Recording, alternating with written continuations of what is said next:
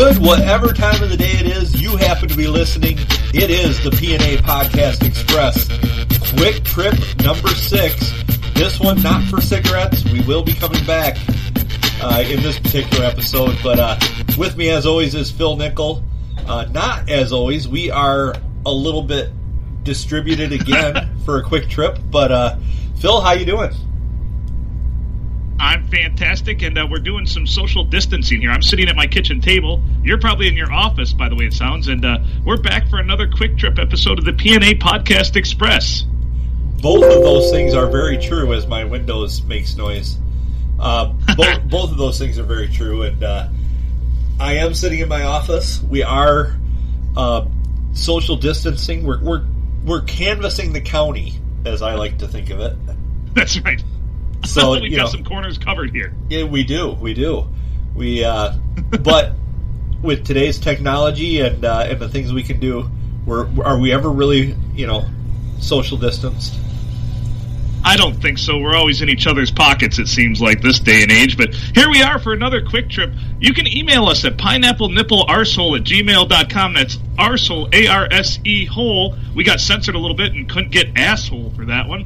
Or P&A Podcast Express @gmail.com. That's painful nut allergy, phonetically, podcastexpress@gmail.com. And yeah, we need more emails, and we'll go with the shameless plug. We need you to share the podcast out. I did see more shares this week, which means people must have other people that they don't like that they want to pass this on to. I think that's purely it, especially with the podcast we've been producing lately. I mean, people either love them or hate them. There's really not much in between, but I guess being polarizing is a good thing. Well, I mean, I kind of hate myself sometimes after we get done, but, that's a whole nother issue that maybe I need to get a hold of your therapist. Well, there's only one thing I hate more than myself, and that's geese, and we already talked about that last week. Apparently, geese can't tell the size of things, so they think they're way bigger than they are. That's why they'll chase a human around, and that's why you can actually sit in a human-sized goose decoy while you're hunting them, and they can't tell the difference. Also probably very true. And those limey bastards probably really love themselves some green bean casserole. I bet you they do. I was thinking about this last night as I drifted off to sleep, and I thought to myself, geese are probably the sole reason why green bean casserole still exist. Let's blame them. Sure. I mean, I don't blame them. I like green bean casserole, so we're, we don't see so eye to eye you. there. But, on a lot of these important issues that we come across, we see eye to eye, but not on green bean casserole. No, and that's okay. See, let's tell our listeners and everybody out there, it's okay to disagree on these things. And, I mean, we haven't become rivals in the podcast game yet. We're still doing our podcast together. So really our difference of opinion on green bean casserole hasn't torn us apart yet, which I appreciate.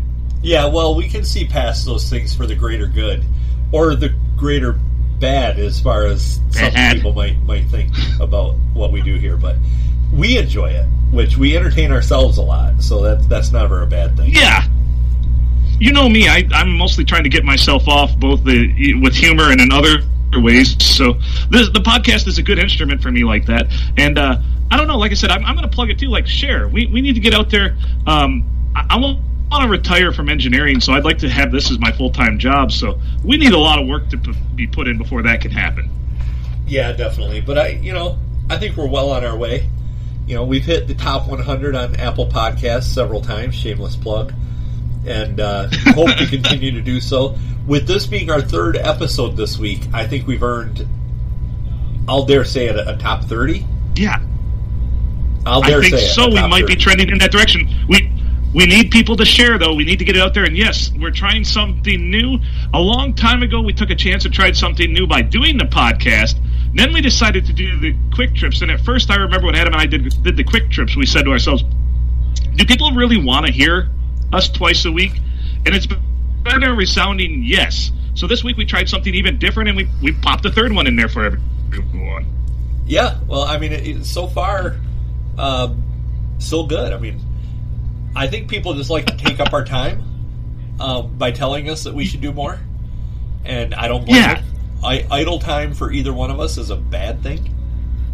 So yeah, it's very bad. That's why I have to keep my schedule jam-packed, and you know that, Adam. Oh, definitely. You being idle could spell disaster for a good many people.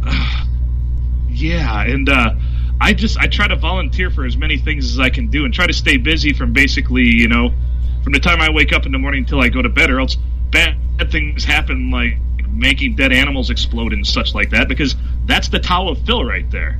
Yes.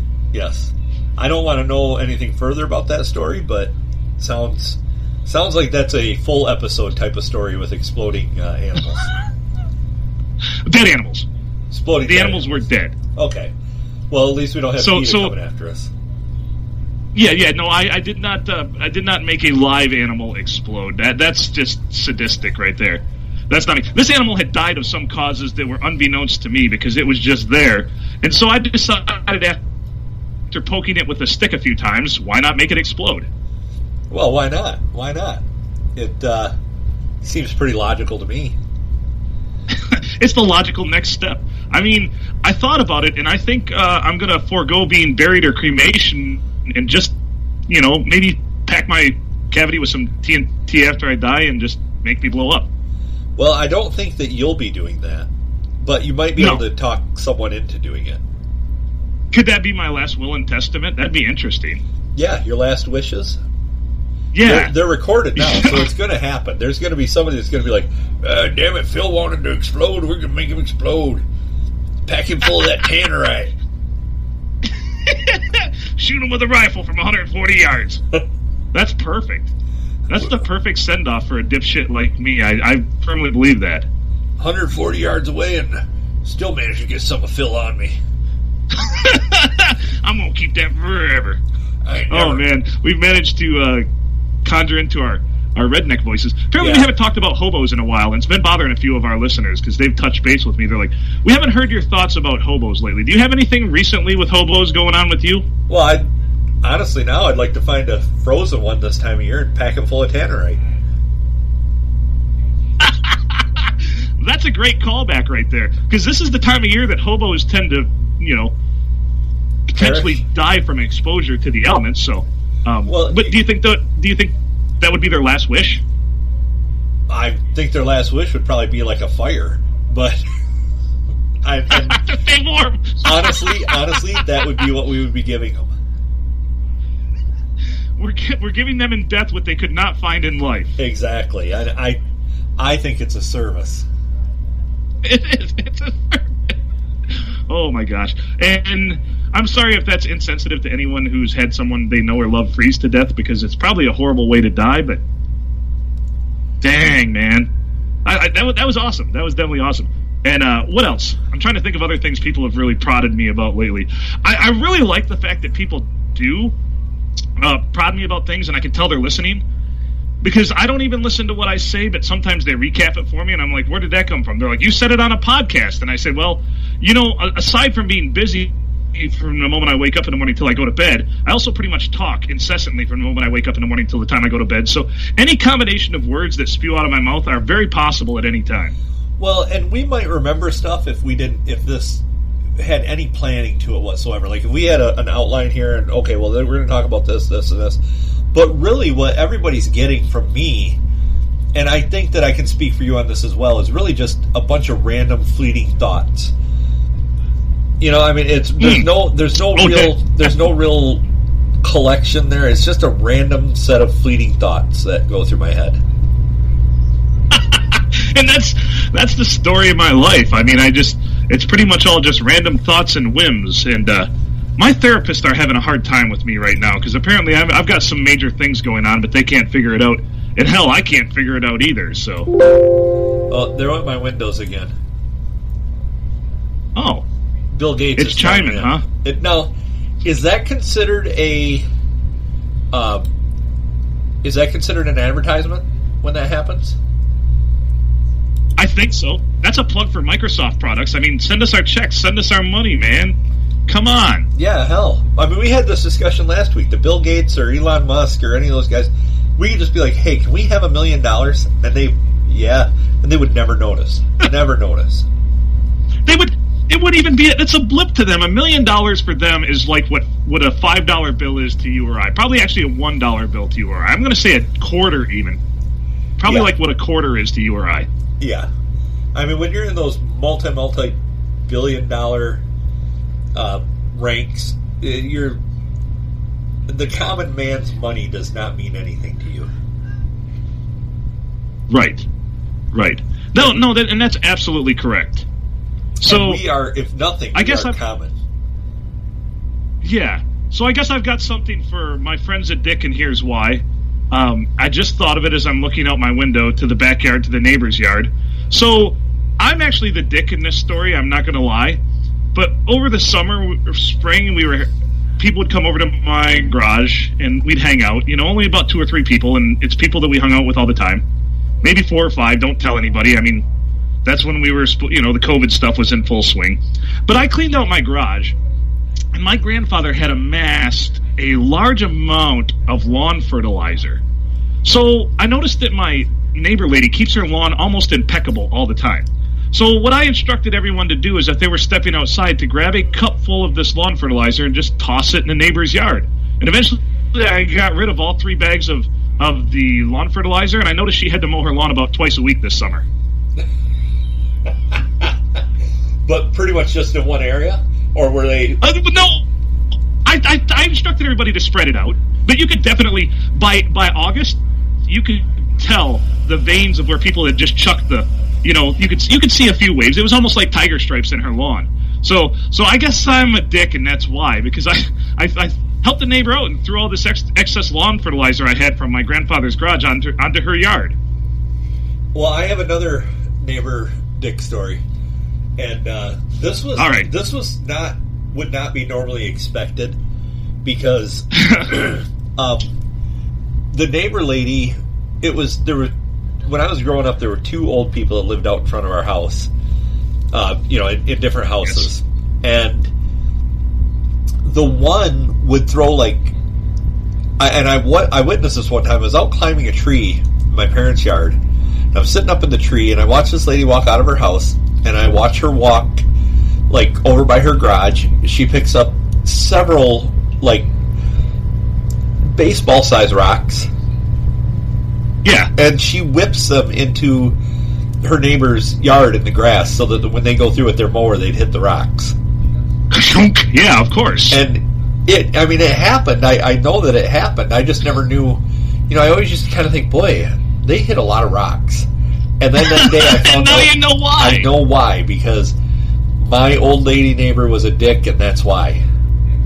So it's interesting. That's 2 great stories, and they actually tied very well together. Good job by us. It's some continuity on this show. What the heck is that? I'm still in F-bomb jail, by the way. My mother informed me, so. Well. I'm trying very diligently to not drop one because I almost did there. But the great thing is there were about 4 or 5, maybe 6 or 7 different people that participated in this neighbor's, fertilization of the neighbor's lawn with me. So every time she's out there mowing, I would send them a Snapchat of it, and they all freaking loved it. Oh, that is pretty fantastic. I mean, that's a team effort, and when you can do that, that's like an end zone celebration. Oh, absolutely. And part of me wanted to feel bad about it because it's a dick move, but also it was very constructive and not destructive. I feel like.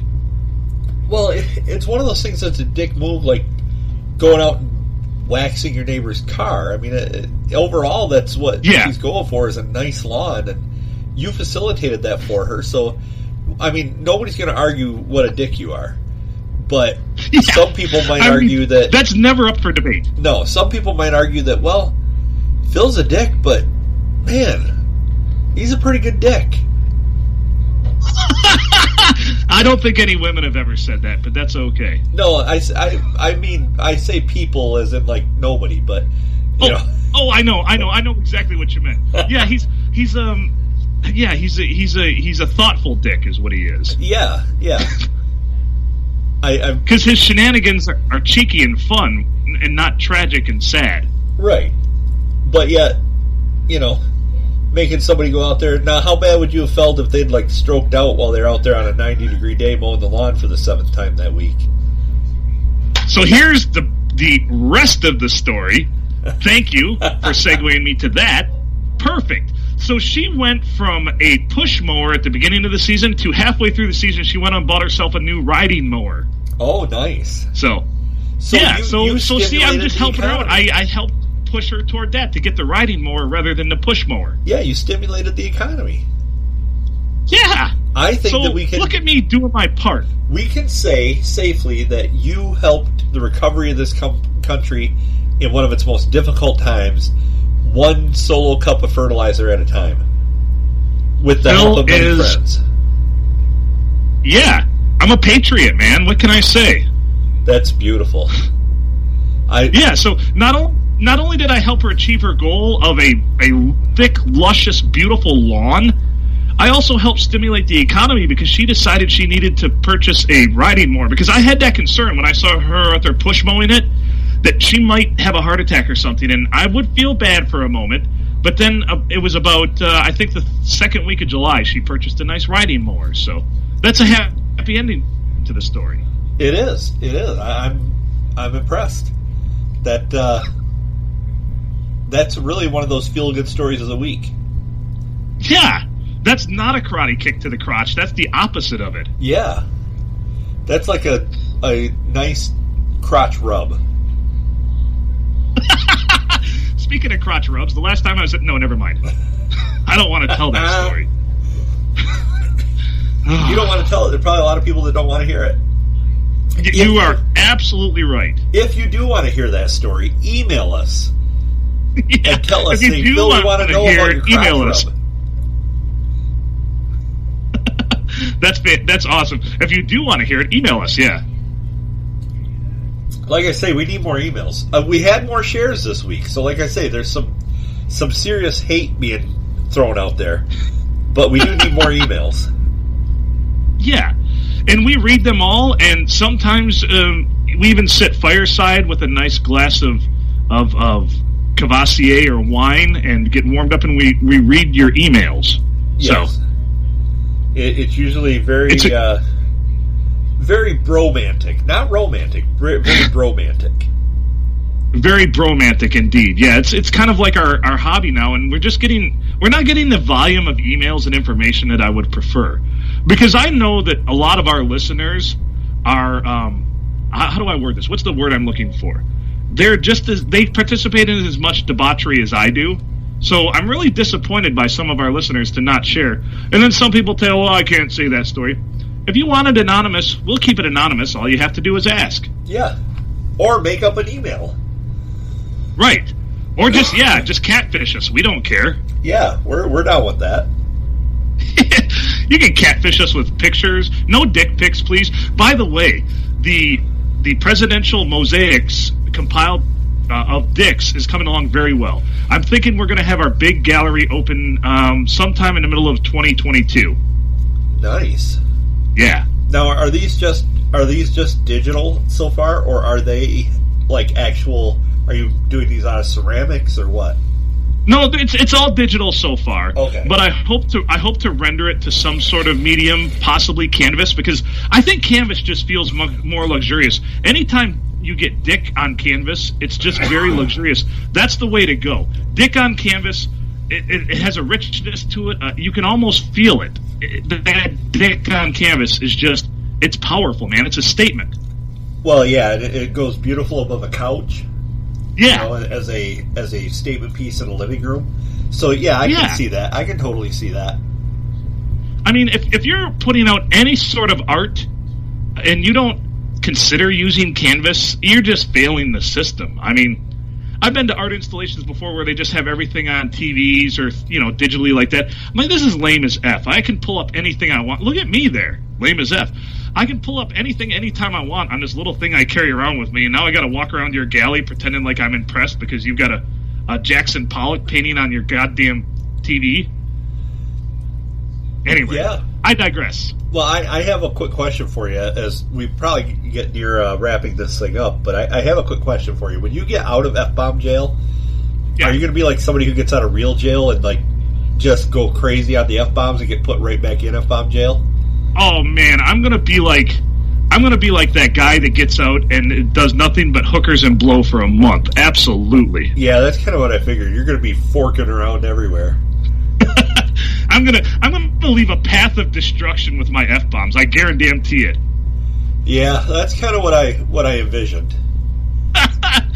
Basically, we might have an episode where I do nothing but say the F word over and over and over again. Well, if somebody wants to sponsor that, for $5, Phil will say 50 F words in whatever order you want him to say those F words. I appreciate that. I think after this episode, before I go to bowling, I'm gonna scroll through my Georgia O'Keeffe collection catalog and see what paintings she's released lately that look great, and we'll go from there, because that really inspires me for things like Dick mosaics. I mean, anytime an artist can get along solely on making every flower that she paints look like a vagina, that's life, man. That's living it right there. Yeah, that is.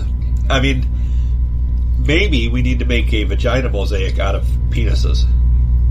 Oh, you're getting pretty meta on me now, Adam. That's see, now you're on my level.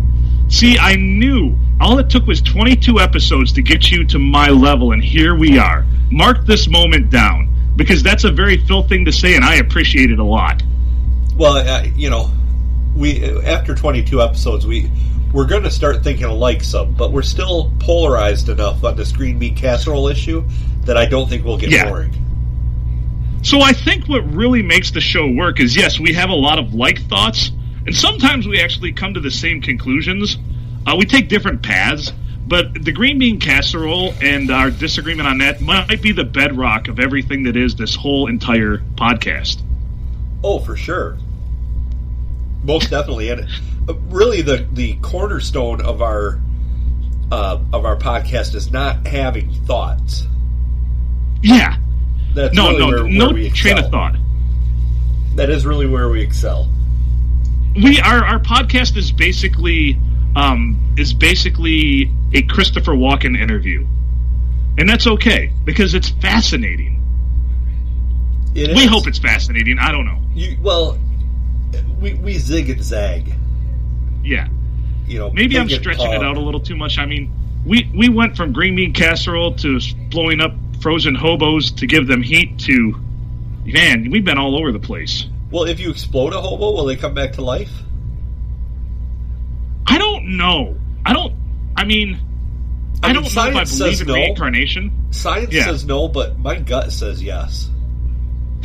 Well, I mean, there's only one way. When you have a hypothesis, as a good scientist what you have to do. Use the scientific method to see if it's true or false.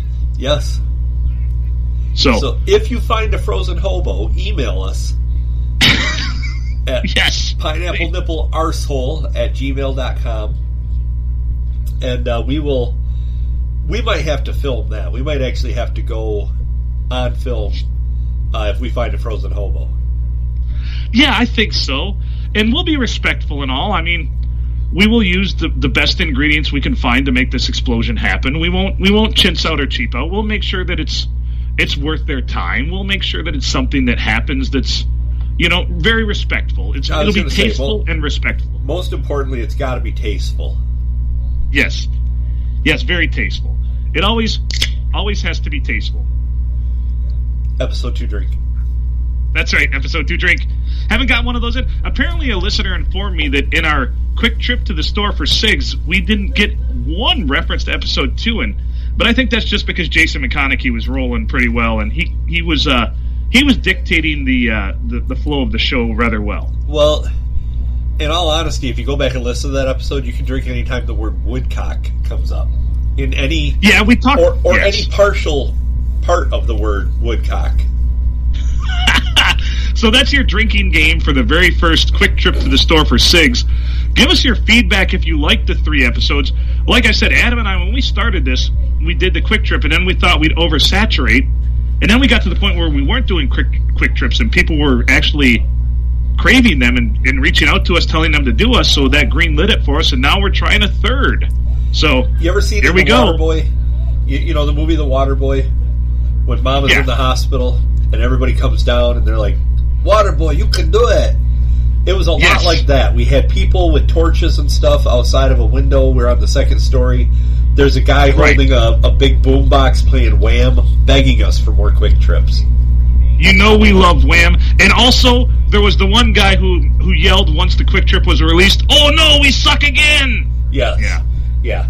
Actually, that was like a whole bunch of people yelling that. But, yeah. Well, we're giving everyone what they want.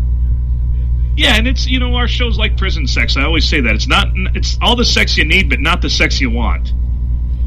So. Yeah, that's a good point. All Just right, doing our best. We should probably wrap this up. We're at about the 26-minute mark, which is starting to seem not like a quick trip. So no, we're gonna wrap this up here, and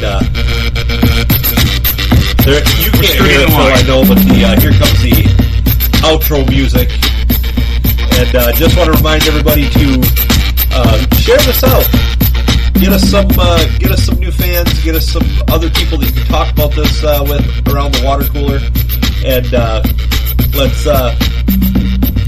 have a good episode. Or let's everybody have a good evening. I meant to go to, and I said episode, but have a good evening. Phil, you got anything to add? Yep, make good choices.